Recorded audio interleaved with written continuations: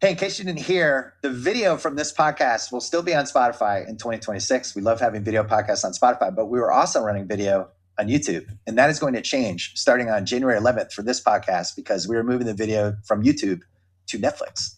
And that is a mistake, and we're going to talk all about it. This was the first break in an hour and 22-minute podcast, and I want to show you the comments that are showing up first on this video. I'm not watching on Netflix, 177 likes. YouTube is the reason I listened and watched this show, 319 likes. No one is leaving YouTube for Netflix podcasts. In the Insanity Now, 507 likes. Netflix, that sucks, 200 likes.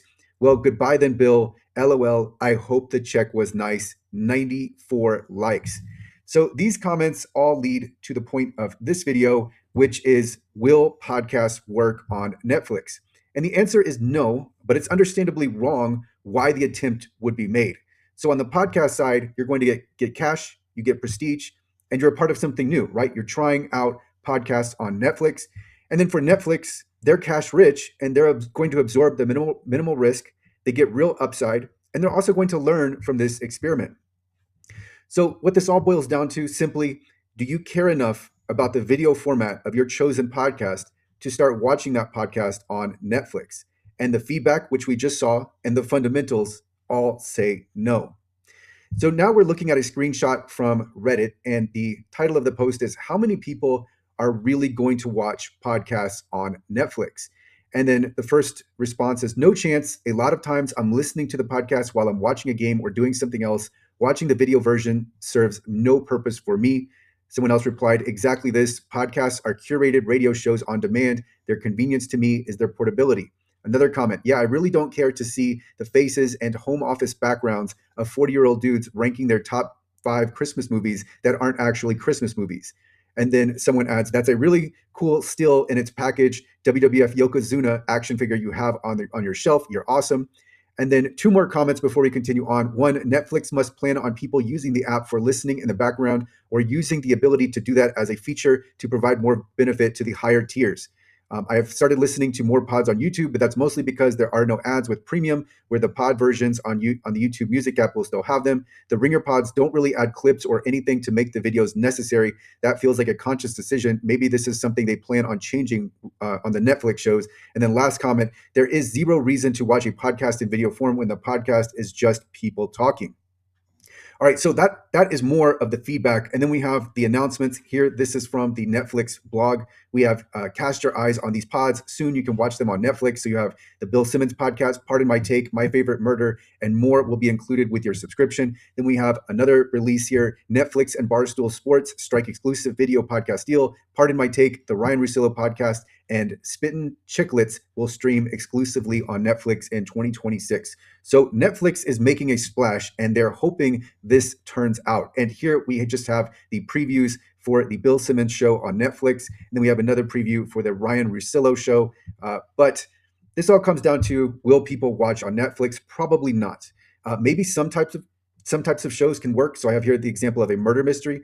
But not for the Zoom-style sports podcasts that we've become accustomed to, such as the Bill Simmons Podcast and the Ryan Russillo Podcast.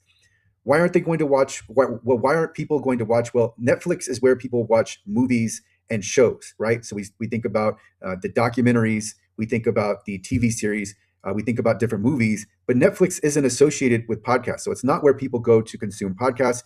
And Netflix, the other problem here, a really significant problem, is Netflix not only isn't adding anything to the equation, they create friction to the video podcast consumption. So here are 3 problems with Netflix. We've got the subscription required. So it's going to be $7.99 to $24.99 a month, depending on your chosen subscription.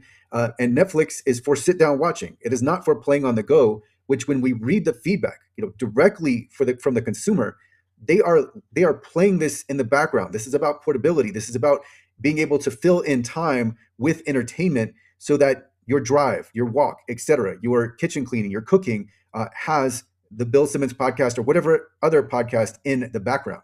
Also, one other thing that I don't see being talked about is, as far as I can tell, you max out at 1.5 times playback speed when it comes to Netflix. Now, they may change this, and they're going to need to, but that is really going to affect a lot of users. I listen at no slower than 2x speed for Bill Simmons, and I can go faster. So that's really the floor for me. And if you tell me you've got to listen to this podcast at 1.5 speed, I'm not going to listen to it. So with the YouTube app, if you do have premium, you can go all the way up to as far as you'd like. And I usually end up at 2.25x. But if it's going to be a max of 1.5x speed, you're going to take out a lot of listeners, watchers right away. So what will happen? Well, for Ringer podcasts, you can watch the video on Spotify still, and then for everything else, you can still revert back to the audio format. And I think that's what's going to happen. And or because of the friction, let's say YouTube is your chosen platform, and you just decide I'm not that interested, and you lose interest in the podcast, and you turn elsewhere for content. And the reality is that a lot of great content already exists. So this might actually open up the door to going with another podcast rather than some of these staples that are in sports media. So if you create significant friction, which is what is happening here by causing the video format of the podcast to go on Netflix and off of YouTube, people might give up on your podcast. YouTube is the king right now, and it has been for a long time and will be for the foreseeable future. And we'll talk more about YouTube in a few slides, but YouTube is the king right now, and to go away from them is really creating a lot of friction for these podcasts. So for negative outcomes, one, less people are going to find you because there's no YouTube algorithm, which is extremely powerful. Your connection with the current subscribers is going to be frayed. So yes, they might turn to just the simple audio format, or they might just decide to maybe skip a few episodes or just not be as interested, especially if YouTube is the chosen platform, which for a lot of people it is. And this can harm your long-term prospects in exchange for short-term cash. So as that last commenter on the YouTube video wrote, I hope your check was enough or sufficient, something like that. And that's really what this amounts to. Is the money so absurd that you just have to take it and really spurn YouTube and cause a lot of friction for your current subscribers? So obviously they're getting paid a lot of money. These different podcasts are being paid a lot of money to go exclusively in video format with Netflix, but that can really hurt the long-term view for the podcast. So with Bill Simmons specifically, one something ongoing with the podcast is that there's a decline in the quality of the content. The popularity is still there. If you look at Bill Simmons' YouTube channel, which we will in a moment, still very popular. But Bill Simmons is no longer, his content no longer represents, it's no longer aligned with what his subscribers really know him for and want. He still gets the attention. He still gets the views. He still gets the listens, but the quality is not the same. And you can pick up on this when you listen to when his quality, there is an uptick in quality. And I'm thinking specifically about a previous mailbag that he had a few episodes ago. It may have been a month or two ago, where he had a solo mailbag, and it reminded me of vintage Bill Simmons. And it was in stark contrast to what he usually has on his podcast. So there has been a decline in quality, and this isn't just my subjective belief, but when you read different people talking about Bill Simmons, this is happening. And it's also very important to note that this isn't Bill Simmons' decision. It's not his decision. He's an employee of Spotify. When he sold The Ringer, he became an employee. Now he has sway within the company, but he's not the decision maker. And then I also have here on this intro podcast with Bill Simmons, where it's going to be on January 11th. It's going to be after the playoff games. You've got Cousin Sal in there. Something that goes along with the decline in content quality. And this is not to say that Cousin Sal hasn't been a fixture and he won't continue to be, but he's simply not good enough for a feature seat. And we're going to see this come through in some of the views in recent videos. But this is the state of Bill Simmons. So I bring this up because he's at not really, I wouldn't term it as delicate, but he's just in a weakened state where he's not as strong as he used to be. Even though the views are there, the quality of the content is not up to where it was in the past. And I think this could accelerate some damage to the Bill Simmons brand and viewership and just the popularity, because now you're going away from YouTube. And so for myself, I can tell you that I am not listening to every podcast like I once was. And that's just because for me, the quality has steadily declined. And I think this could be the case for others, is where you have additional friction, where you're going beyond the decline in quality to where now it's more difficult to consume the podcast. Maybe that breaks the relationship with some of his existing listeners. All right, so that's for Bill Simmons. Now for Netflix, what they're doing really here is there's a bet on changing consumer behavior. That being that because the video format of these podcasts is now exclusively on Netflix, other than with the Ringer, they're still on Spotify. But because the video format is here and not on YouTube, people are now going to adjust their behavior and they're going to consume these podcasts on Netflix. And Netflix isn't adding anything to the equation that I can tell. It's still the same podcast in video format, but just now locked behind the Netflix paywall. And then the other part of this is that other platforms are entrenched. They're better, right? When we look at YouTube, it's there. People go to it. It already works exactly as intended, exactly as it's supposed to. If you have premium, you can play at above 2x speed. Everything is set up for success on YouTube. Also, people are browsing on YouTube, using YouTube. So there's just so much advantage to going with YouTube rather than Netflix. And now you have Netflix deciding that you have Netflix becoming the gatekeeper for the video format. So the positives for Netflix, though, Rewatchables, which is a part of the Ringer network, now makes more sense because now you have this movie companion that you could pair with certain movies. So in this light, I can see where there's some where we could have some success. Also from Netflix, this is a low risk, high reward situation because even though they may have paid a lot of cash relative to what they were getting back in the marketplace, for Netflix, it's not that much cash. They are making so much money. And here they stand to gain beyond just the traditional metrics. So beyond just adding new subscribers, they can test out formats. They can try different things in terms of the visuals and the settings. Maybe we have some mutations that come about, and I have this on another bullet point. But the point is that there's a real possibility, although it's slight, but there is the possibility that they gain some type of insight that they wouldn't otherwise have had.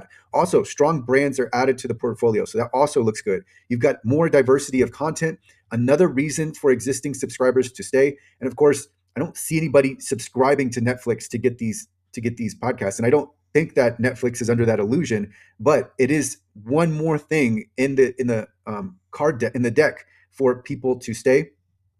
And then here I have the possibility that maybe we improve the visuals for the podcast. Maybe we update the show style. Maybe we start to experiment and play with these podcasts or have spinoffs, or we add an additional podcast and we have mutations. And so where we have a new type of show where it's slightly different from the video podcast format. So there also is that upside. So there's all this in play. And this all goes back to the first slide where I talked about understandably wrong, because there is the possibility that Netflix has some type of discovery that they wouldn't have had unless they had tried this out. So for Netflix recommendations, I would say focus on your existing product. There's already so much here with movies and shows. So there's already a lot. And I'm sure there is a way to improve your existing user experience and something that you haven't tried out yet. And then if you are insistent, I would say make podcasts a separate division available as an add-on. So maybe it's part of another tier of the Netflix subscription, or maybe it's something that existing subscribers can add on if they'd like, or you can purchase it separately, something along these lines. And the reason I say this is because podcasts are different.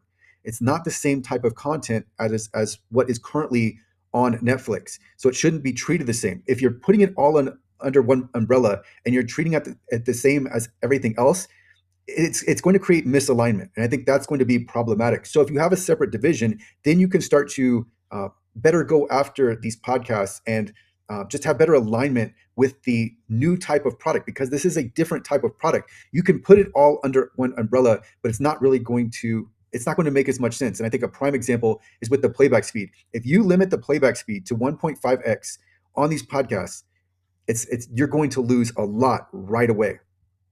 And then I also have, if you are insistent with having podcasts as under the Netflix umbrella, how can you make the podcast experience 20% better than it already is? And this is something I picked up from Mark Cuban on Shark Tank, and I think it's a really good way to think about when you're trying something new. Is it that much different than what is already available on the marketplace that it causes people to shift their behavior? So this gets at the fundamentals. Are people going to change? And if they are going to change, how are they? What is going to bring that change about? And so we need that 20% difference. We need to see something new, something better that makes me think, yes, I do want to go with. I do want to watch the podcast on Netflix because XYZ. So we need to see the podcast experience made better. And going back to YouTube, it's continuously white hot. It's been white hot and it remains white hot. It is growing. The momentum is here. The energy is here. This is the chosen platform, especially when you're looking at different podcasts. That's where YouTube, the YouTube app, is where people are accessing this content. It shows up in not only YouTube but Google search. And really, here for the podcast, you are spurning the center of attention and activity. So I think there could be some unintended consequences. Now, Bill Simmons is an entrenched brand and he's going to be known, and that's not going to change regardless of whether he's on YouTube or not. But if this lasts enough years, you could really cut down your audience and prevent the younger audience from discovering your content. So this could be really problematic. I mean, think about embeds. Think about the sharing. And if we look on Reddit, which is another hub of activity, your YouTube videos are not going to, they're no longer going to be shared there. Less people are going to find out about you. So this really is a way to cut off the oxygen to your brand. And you already have an existing subscriber base on YouTube, which is valuable. So you're cutting that off. So again, this goes back to the cash. You have to be getting a lot of cash to make this worth it. I know the Netflix brand has prestige, and I know that this is something new and interesting. It isn't. It's, to me, this is very interesting, but I don't think it's actually going to materialize in real life. Like, practically, is this going to happen? Practically, are you going to watch Netflix? I'm not. First of all, I don't subscribe to Netflix, but my girlfriend has a Netflix account. I could watch it. I'm still not going to. So are you going to switch? Just, if you're watching this, like, think about it. Are you actually going to switch? And then that's likely going to apply to other people. Now, some people will go over, right? Some people will try this out.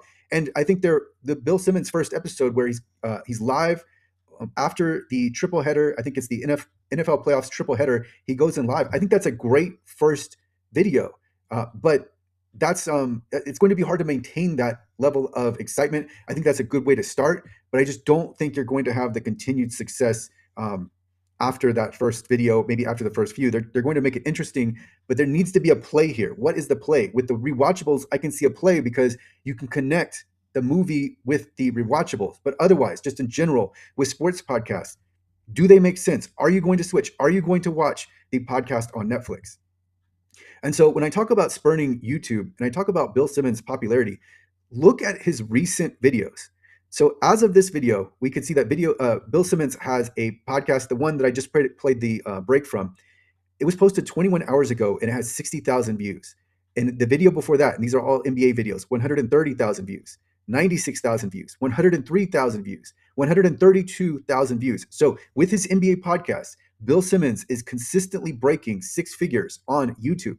And then when we look at his NFL podcasts, and this is with mostly, these are 3 of the 5 are Cousin Sal, 11,000 views, 12,000 views. Those are both Cousin Sal. Those are the latest. Another Cousin Sal from 4 weeks ago, 77,000 views. But there's still a lot of activity for his NFL podcast, even though it's not nearly as popular. My point is you're cutting this off. So that's significant. Same for Ryan Russillo. Relative to the size of his podcast, he's pulling in really good views for his latest long-form content. We can see here 16,000, 15,000, and 30,000 views. Also on his 10 good minutes segment, we see 23, 25, and 24,000 views. That is all now shut down. So generally, when we're looking for success, we're going to need alignment and possibility. Netflix and sports podcasts are poorly aligned, and we already know that YouTube provides the most exposure possible. So what we need here is for consumers to switch over platforms. And when we look at everything all together, the ingredients are not present for new success. Sometimes when you try something new, there's the possibility that we have extreme success. Here, we don't have those conditions present. So a few notes. One, just because podcasts are consumed on video doesn't mean people are actually watching the video. I think that's very important to remember. Also, there are mental walls. And this is more something just for me, but sometimes people don't see you in a certain way. And it's not that it's impossible for them to see you in that way. It's just that they don't. So the way sometimes when I'm looking at things, I don't consider something. And it's not because it isn't a possibility. It's just because it's not something that I have like a block in my mind for. And I think with Netflix, you might have that similar block. It's just like, I can't watch a podcast on Netflix. And it's not because it's not actually possible. It's just because like I'm not thinking of Netflix in that way. And then I also have here consumer feedback isn't always predictive of consumer behavior, but it definitely can be. All right, so final thoughts. This is a very interesting play. I might cover this in another way, looking at it from a different angle in future videos. But I do think this is a very interesting play. But the fundamentals here are poor. The consumers are telling you their behavior, and you're betting they'll change that behavior. So I can see this from both sides, right? It still makes sense from both sides in a way. In another way, it might not. But for right now, immediately, you get cash for Spotify and Barstool, and then you've got the upside for Netflix. It's very unlikely to work. And so that's my next bullet point. High likelihood of non-success from both sides. But it is an interesting play. It's something new. Maybe you have mutations come from it. You never know when you're trying something new. You have a very big platform. There's a lot of money behind it. Maybe there's something that they can make work, that they can make come out of this. But it's going to be, they need something new. They need something different. Think back to that 20%. Where we have Mark Cuban on Shark Tank telling entrepreneurs, you need to have a 20% differentiator to get people to change, to get people to buy your product from what they're currently buying. So we need to have that shift. We need something new. We need something better to make that switch over. And right now, Netflix doesn't have it.